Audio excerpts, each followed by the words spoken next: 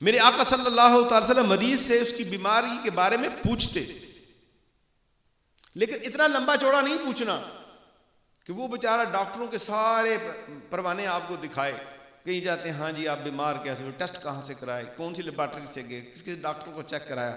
وہ بیچارہ جناب وہاں پہ پہلے بیمار پڑا ہوا، وہ پوری اپنی ہسٹری بتائے گا. تھوڑی دیر اس کے پاس جا کے بیٹھیں اور اس کی دل جوئی کریں. پھر خود بھی ہم جو ہے بتاتے ہیں نہیں یہ ڈاکٹر چھوڑ دو، یہ ڈاکٹر کر لو، یہ دوائی چھوڑ دو، یہ دوائی استعمال کر لو. اگر آپ ڈاکٹر نہیں تو دوائی کیوں ریکمینڈ کر رہے ہیں؟ آپ مفتی نہیں تو فتویٰ کیوں دے رہے ہیں؟ یہ اس کے لیے نقصان دہ ہو جائے گا. وہ سمجھتا ہے کہ ڈاکٹر کون اچھا ہے. ہاں ضرور اتنا کہہ دیجیے اچھے ڈاکٹر کے پاس جائیں، دین بھی اچھے بندوں سے سیکھو، اسی طرح اپنا علاج بھی اچھے لوگوں کے پاس جا کے کرواؤ. تو مریض کے پاس گھنٹوں بیٹھ جانا، پھر وہاں پہ باتیں اور دنیا کی، تاکہ وہ تنگ نہ پڑے، اس کے گھر والے تنگ نہ پڑیں. تو مریض سے اس کی بیماری کے بارے میں میرے آقا پوچھتے، اور اس سے پوچھتے کہ آپ کو کسی چیز کی خواہش ہے؟ اگر آپ کا جی چاہتا ہے کچھ کھانے پینے کو یا کچھ چیز چاہیے، تو اگر وہ کسی چیز کی خواہش کا اظہار کرتا تو آقا حضور نبی اکرم صلی اللہ علیہ وسلم اس چیز کی دستیابی کے لیے احکامات صادر فرماتے ہیں. اور آپ اس کی پیشانی پر اپنا دست مبارک رکھتے. کتنا وہ خوش نصیب ہوگا جس کی پیشانی پہ آقا صلی اللہ علیہ وسلم کا دست شفقت آ جائے، دست مبارک آ جائے.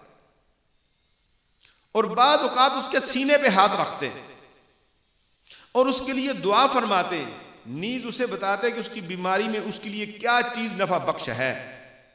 اور کبھی وضو فرما کر اس کا پانی اس پر ڈالتے، جیسا کہ میں نے ابھی حضرت جابر رضی اللہ تعالیٰ عنہ کی بیماری پرسی کے اوپر میں نے بات آپ کو بتائی ہے.